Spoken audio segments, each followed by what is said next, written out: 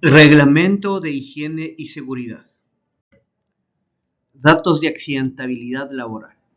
Según la Organización Internacional del Trabajo, OIT, se estima que casi 3 millones de personas mueren por accidentes y enfermedades relacionadas con el trabajo en todo el mundo.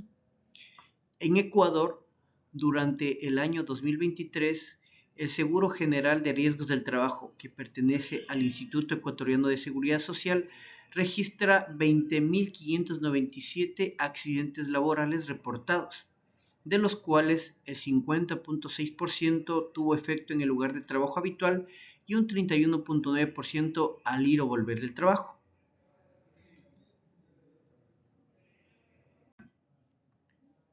Las principales causas de accidentabilidad laboral en el Ecuador son la falta de capacitación y entrenamiento al personal. Aquí se indica que muchos trabajadores no reciben la capacitación adecuada sobre procedimientos de seguridad y uso correcto de equipos. Esto aumenta el riesgo de cometer errores y sufrir accidentes.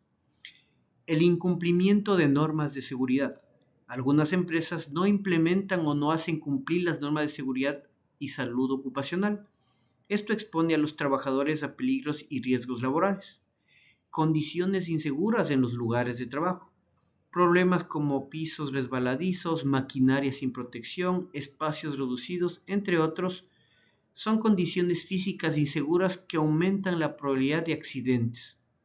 El uso inadecuado de equipos de protección personal es otra causa y habla sobre que muchos trabajadores no utilizan o no usan correctamente los equipos de protección personal provistos o dotados. Estos los deja desprotegidos ante peligros como caídas, golpes, exposición a sustancias, etc. Y finalmente, la causa es la fatiga y el estrés de los trabajadores. ¿Qué de esto? Las jornadas laborales extensas, los ritmos de trabajo acelerados y las presiones por cumplir las metas disminuyen la atención y la concentración, aumentando los riesgos de accidentes. Abordando, menciona riesgos del trabajo, estas causas, tenemos una clave para mejorar la seguridad y reducir los accidentes laborales en nuestro país.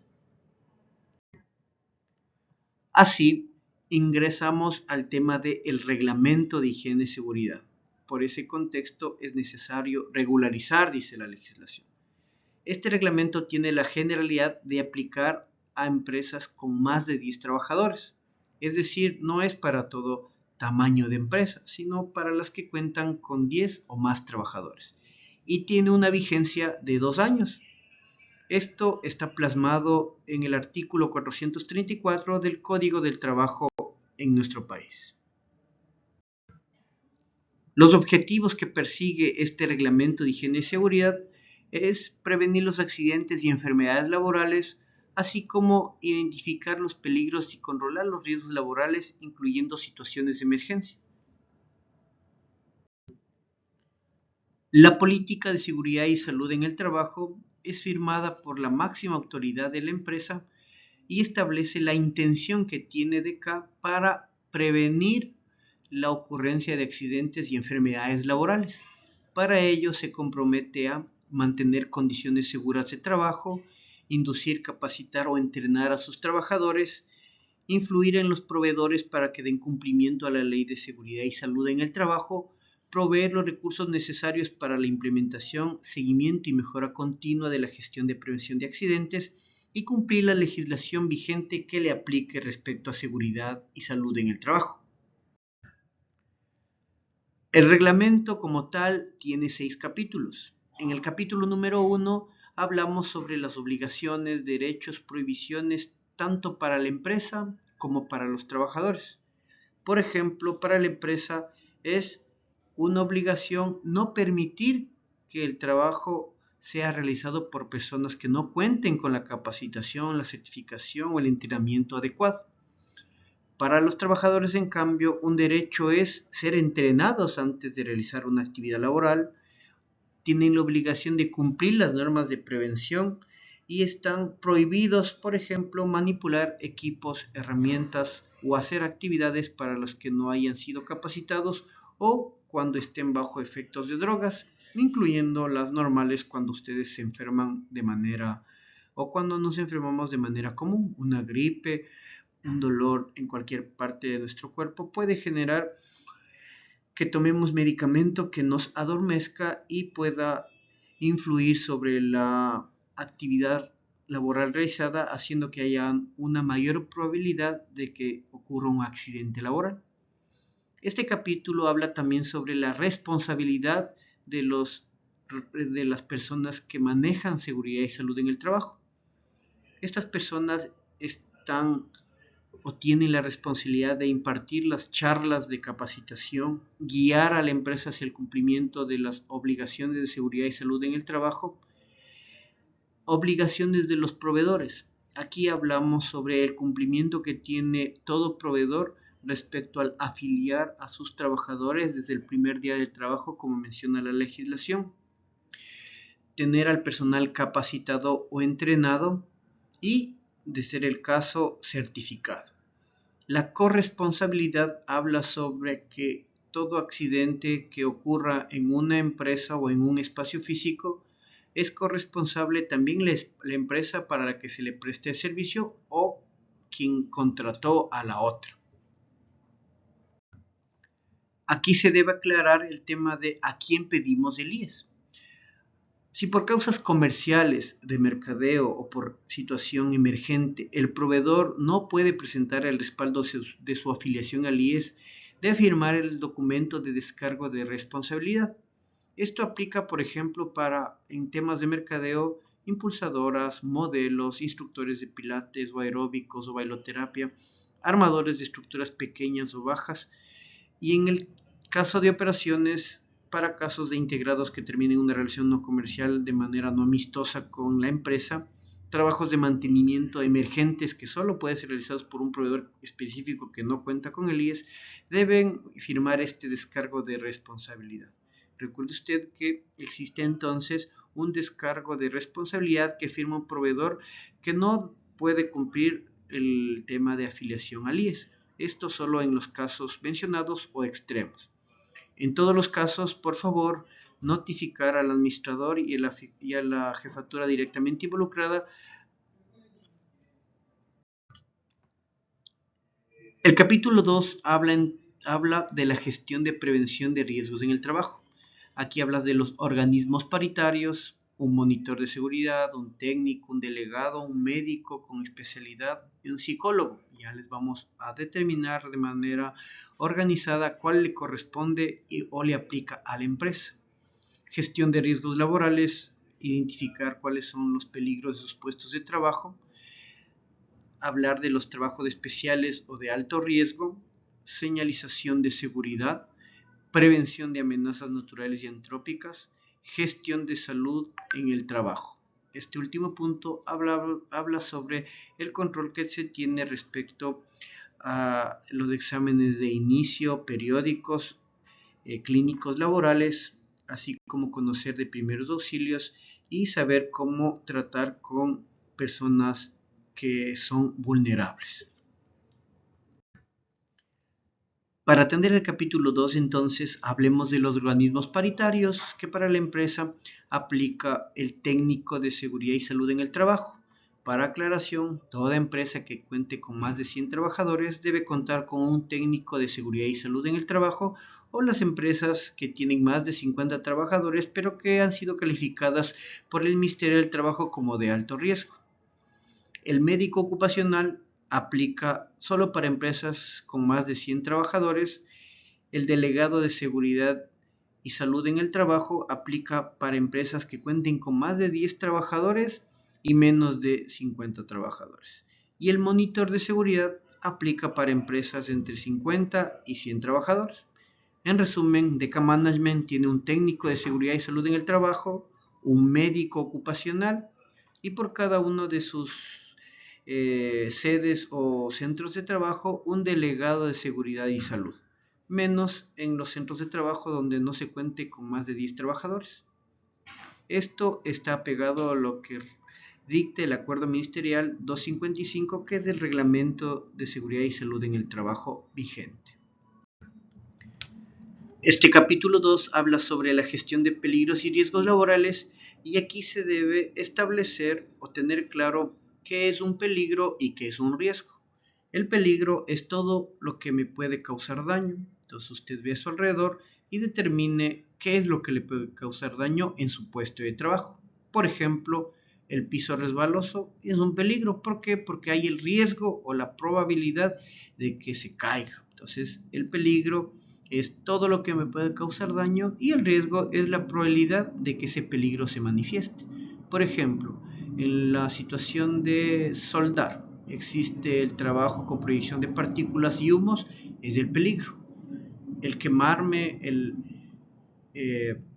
generar el tema de una asociación de vapores químicos que me generen alguna enfermedad es el riesgo. Y finalmente un ejemplo habla sobre la manipulación de un tablero eléctrico, que es el peligro, y el riesgo pues sería la electrocución.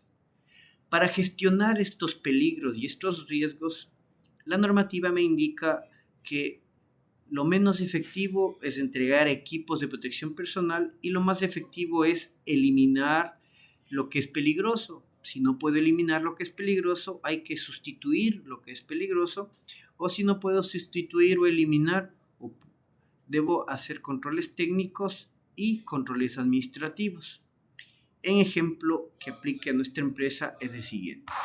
Nosotros tenemos los generadores de emergencia que cuando los encendemos emiten un ruido que si usted no se coloca el equipo de protección auditivo le puede afectar. La normativa indica que el entregarle solamente en inicio el protector auditivo no es la gestión correcta, sino que debemos pensar en eliminar el generador, pero no se puede. Entonces menciona la normativa, sustituye a ese generador por otra fuente que no genere ese ruido, tampoco se puede. Entonces menciona, si no puede eliminar ni sustituir, por favor, genere controles técnicos, es decir, aísle esa fuente de peligro del trabajador. En el caso de los generadores, esto se llama insonorizar los generadores. Entonces, desde el punto de vista técnico, todos los generadores deben ser insonorizados por la parte técnica. Y desde el punto de vista de gestión ambiental, la ley establece que toda fuente de ruido debe tener una cabina de insonorización o deben ser insonorizados. Por favor, tomar en cuenta este tema de los generadores para colocar el tema de su insonorización. ¿Listo? Entonces, esta jerarquía de control habla sobre, por favor, cuando usted vaya a utilizar un equipo de protección personal, verifique si primero pudo eliminar esa fuente de peligro o sustituirla por otra, o en todo caso, qué colocó entre esa fuente de peligro y el trabajador. Otro ejemplo es el uso de cloro. El uso de cloro es para desinfectar áreas. Sin embargo, el cloro es un químico altamente peligroso porque produce quemaduras graves y si tiene contacto con los ojos hasta puede provocar la pérdida de la visión o del ojo por quemadura. Entonces, ¿qué debo hacer? Utilizar equipos de protección para, si me saltan los ojos, salte a las gafas, utilizar mascarilla para no absorber sus vapores, utilizar guantes y ropa es lo menos efectivo, ¿no es cierto?, que podemos hacer según esta pirámide invertida. Entonces debemos eliminar. ¿Podemos eliminar el desinfectante? No podemos porque debemos mantener las áreas limpias. ¿Podemos sustituirlo? Claro que sí. La pandemia COVID 2019-2020 nos dejó enseñanzas o en este caso otros productos para desinfectar que no causen afectación o gran afectación en nosotros. Por ejemplo, el uso de amonio cuaternario. Aquí es un ejemplo entonces de que yo debo cumplir el tema de primero esta técnica, eliminar, sustituir, aislar, controlar de manera administrativa y finalmente entregar equipos de protección personal. ¿Listo? Hemos dado dos ejemplos, generadores, uso de productos químicos. Por favor, cuando se vaya a utilizar un equipo de protección personal, analizar qué hice para eliminar o sustituir esa fuente de peligro. Finalmente, la parte de riesgos laborales que pueden existir en una empresa son los que ustedes pueden ver ahí, físicos relacionados con la temperatura, el ruido, vibraciones, humedad, radiaciones, químicos, naturales y sintéticos, de seguridad, locativos, es decir, los que me rodean a mi puesto de trabajo, mecánicos, los relacionados con equipos y maquinaria, eléctricos, como su nombre lo indica, industriales mayores, que en Decano existe, pero puede ser en otras empresas, el izaje o el tema de movimiento de tierras incluso.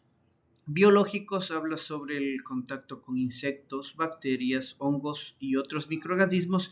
Psicosociales, deficiencia de diseño del puesto de trabajo, organización y gestión del trabajo, habla sobre el riesgo psicosocial. Y finalmente el riesgo ergonómico habla sobre el esfuerzo físico excesivo, movimientos repetitivos, postura pocos naturales. Estos riesgos o peligros en sus puestos de trabajo es lo que usted debe identificar y evitar siguiendo los controles o la jerarquía de control que le menciono. En todo caso, por favor, ante la detección de algún tipo de peligro o riesgo que usted pueda detectar, reporte. Este reporte se conoce como reporte de incidentes, es decir, avise. El capítulo 2 habla sobre también la señalización de seguridad y básicamente es indicar que estos son los colores y las formas en las que se debe colocar una señalética de seguridad. El rojo sirve o significa pare, prohibición, equipos contra incendio y alarmas. Y en el ejemplo del uso usted puede ver prohibido el paso, prohibido parquear, el botiquín, el extintor y el pare. El color azul son acciones de obligación o mando. Van de forma redonda y generalmente se los utiliza para el uso obligatorio, como ven en los pictogramas: casco, protectores auditivos, guantes, botas de seguridad. Obligación, azul. El amarillo es precaución y van en forma triangular, por ejemplo, el riesgo eléctrico, riesgo inflamable, riesgo de radiación y peligroso, ¿no es cierto? El último, tóxico. Y finalmente el color verde que habla sobre condiciones de seguridad, rutas seguras, rutas de evacuación, puntos de encuentro, salidas de emergencia. No se olvide de estos colores, que es básico para la prevención de accidentes. No puedo colocar, por ejemplo, obligación de utilizar las orejeras en color rojo o prevenir un riesgo, por ejemplo, en las escaleras eléctricas en color azul, o señalizar un área de ruta de evacuación en color morado u otro que no corresponda a estos colores. Esto es o solo sirve para la prevención de accidentes o seguridad y salud en el trabajo. Etiqueta de bodegas o administración, eso sí es otro tipo de señalización que depende ya de cada empresa. Este capítulo 2 también habla sobre la actuación ante situaciones de emergencia, y aquí se resume en que hay dos tipos de situación de emergencia: las naturales y las antrópicas, y que para estas la empresa debe organizar las brigadas de emergencia y gestionar los simulacros para evaluar su acción ante una situación de emergencia. Recuerde usted que las brigadas están formadas por el director general de la emergencia, el jefe de brigadas, la brigada de primeros auxilios, contra incendio, comunicación y evacuación. El capítulo 3 habla sobre dos programas obligatorios que debe cumplir toda empresa que tiene más de 10 trabajadores, y es el programa de prevención de riesgo psicosocial y violencia laboral. Aquí hablamos sobre el respeto, la no discriminación y el tema del reporte de cualquier situación de violencia o discriminación. El programa de prevención del uso y consumo de alcohol, tabaco y otras drogas también es obligatorio, y ahí hablamos sobre el tema de el consumo del alcohol, el tabaco y cuál es su problemática. El capítulo 4 habla sobre la investigación de accidentes y enfermedades laborales. Aquí únicamente se les recuerda que accidente laboral es cualquier situación que cause una incapacitación temporal, permanente, parcial, total o absoluta, o la muerte de un trabajador, sea en el sitio de trabajo o en el trayecto in itinere. Estos accidentes laborales deben ser reportados máximo 10 días después de ocurridos. ¿A quién? Al Seguro General de Riesgos del Trabajo. Por estar afiliados al IES, contamos con un Seguro General de Riesgos de Trabajo, que es el que se va a encargar de hacer la investigación y corre con los gastos de la persona accidentada para su curación y su posterior rehabilitación y reinserción laboral. Es por eso la importancia de estar afiliados al IES todos.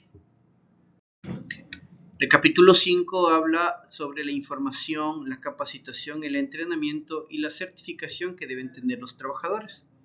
Esta capacitación que usted está recibiendo, al igual que otras de prevención de accidentes, es básico para prevenir justamente los mismos. La información sobre los peligros y riesgos de su puesto de trabajo, la capacitación que pueda tener en las diferentes áreas y el entrenamiento específico en la actividad que usted va a realizar es parte de la prevención de los accidentes. Aquí se hace un llamado a todos los supervisores, administradores y jefaturas para que cuando exista un trabajador de nuevo ingreso o incluso nuestros trabajadores actuales deben estar entrenados en la actividad que van a realizar. Por favor, no dar por descontado que la persona de nuevo ingreso tiene mucha experiencia y le voy a mandar a hacer un trabajo porque creo que ya conoce. Es evidente que debemos, según la normativa, realizar una inducción y un entrenamiento para que la otra persona con experiencia le muestre cómo se hace en inicio. Aquí finalmente se habla sobre la certificación que aplica para dos tipos de trabajos en el Ecuador. El primero es toda persona que haga obra civil o construcción debe estar certificado y toda persona que trabaje con energía eléctrica de media y alta tensión debe estar certificado. Este certificado a nivel general en el Ecuador es avalado por la Secretaría Nacional de Ciencia y Tecnología, CENESID, y tiene el nombre de certificación por competencias laborales, sea en obras civil y construcción o sea en trabajos de media y alta tensión eléctrica. Listos, son los dos únicos certificaciones legales que pide el Ecuador. Para hacer un trabajo de alto riesgo, en todo caso se necesita tener una certificación, pero en estos dos casos son legales y no se negocia. Los trabajos en altura, los trabajos en espacios confinados, los trabajos eléctricos de baja tensión necesitan una capacitación o una certificación, pero ya no por la CNECI, sino por otro organismo menor o incluso el técnico de seguridad de la empresa. El capítulo 6 finalmente habla sobre los incumplimientos y sanciones. En el reglamento se determinan cuáles son las faltas leves, las graves y las muy graves respecto al cumplimiento de las cosas que indica el mismo. Y esto lleva a amonestaciones verbales, escritas, el descuento hasta el 10% máximo del salario o el visto bueno, que es la salida por incumplimiento de una norma abiertamente que pudo poner o puso en riesgo la vida o la parte material en una situación de emergencia de la empresa. Listo, entonces por favor le alentamos a que lea el reglamento y pueda preguntar al jefe de seguridad y salud, al responsable de seguridad y salud de su centro comercial o al área de talento humano. Muchas gracias.